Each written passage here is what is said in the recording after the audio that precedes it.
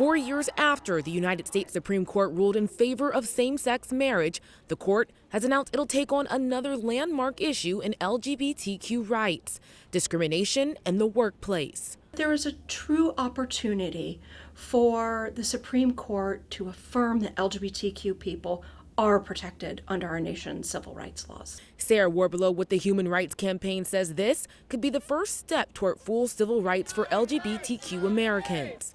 The cases at hand are about employment, but it will certainly have ramifications for housing and education as well. The justices will hear arguments on 3 separate lawsuits where employees say they were illegally fired because of their sexual orientation or gender identity. The case will come down to one major question: does the definition of the word sex included in the Civil Rights Act of 1964 include gender identity and sexual orientation?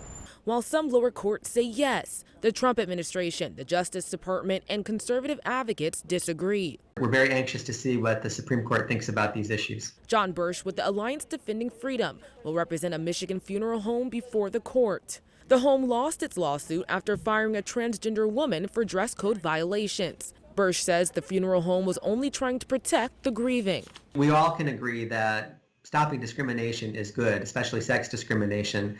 But when you change the definition of sex, it has major consequences and can harm many people. The Supreme Court will hear oral arguments on the cases in the fall. In Washington, Raquel Martin.